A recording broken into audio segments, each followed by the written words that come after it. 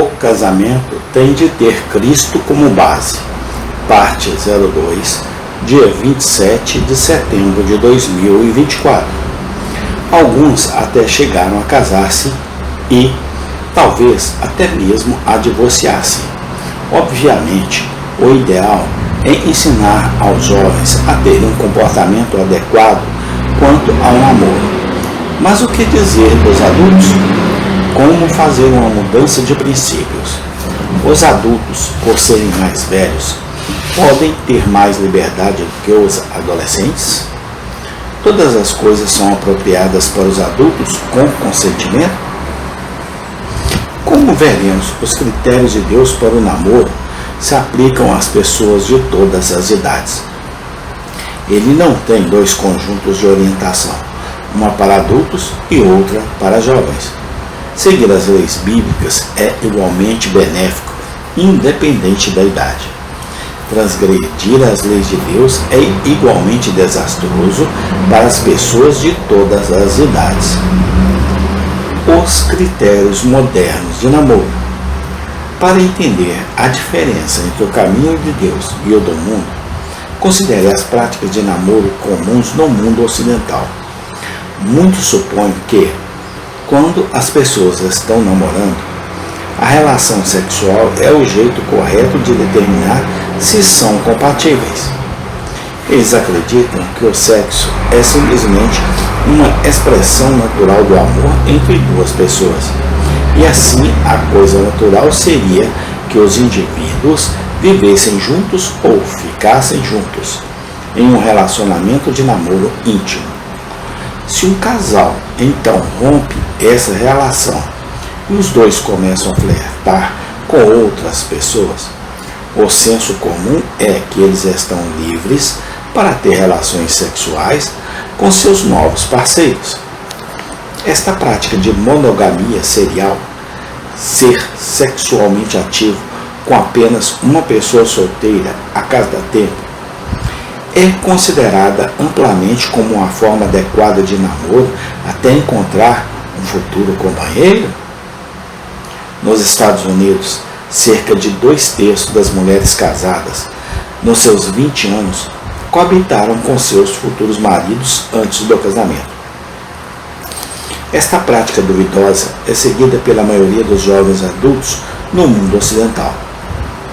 Outro princípio honroso, de acordo com os padrões atuais, é que os parceiros informem quaisquer doenças sexualmente transmissíveis antes da relação sexual para que a proteção adequada seja empregada. Além disso, a prática do sexo seguro, uso de contraceptivos para evitar a doença e gravidezes indesejadas, é apresentada como a coisa certa a fazer. Essas práticas são tão amplamente aceitas que um número crescente de escolas fornece contraceptivos gratuitos para os alunos, sem nenhum questionamento. Embora essas abordagens possam parecer lógicas, elas estão longe dos critérios de Deus. O que muitos não entendem é que tal falta de lógica é precisamente a causa de tantos relacionamentos infelizes e casamentos fracassados. Vamos considerar o que Deus tem a dizer. Os critérios de Deus sobre o namoro. Registros históricos, como os da antiga cidade de Corinto, revelam que no coração do Império Romano, a civilização tecnologicamente mais avançada da época, os valores sexuais do primeiro século eram semelhantes aos atuais conceitos modernos sobre o namoro. Os padrões eram tão distorcidos que as relações sexuais com prostitutas do templo não eram consideradas escandalosas, mas uma forma apropriada de adoração. Através do apóstolo Paulo, Deus ensinou aos coríntios um caminho melhor. Fujam da imoralidade sexual, escreveu ele.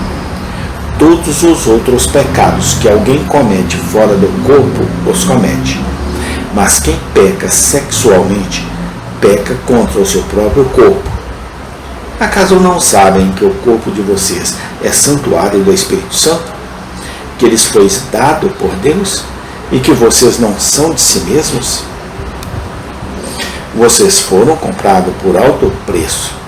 Portanto, glorifiquem a Deus com seu próprio corpo. 1 Coríntios 6, 18, 20. Como é que Paulo ousou tratar do comportamento privado das pessoas? Ele teve tamanha ousadia porque sabia que Deus permite as relações sexuais somente dentro do casamento. Gênesis 2, 24, Hebreus 13, 4. As relações sexuais, em qualquer outra situação, eram e são imorais. Mais tarde, Paulo tratou das relações entre os membros do sexo oposto ainda mais diretamente, exortando os irmãos a viverem suas vidas de uma maneira agradável a Deus. 1 Tessalonicenses 4, 1. Ele escreveu: a vontade de Deus é que vocês sejam santificados. Abstenham-se da imoralidade sexual.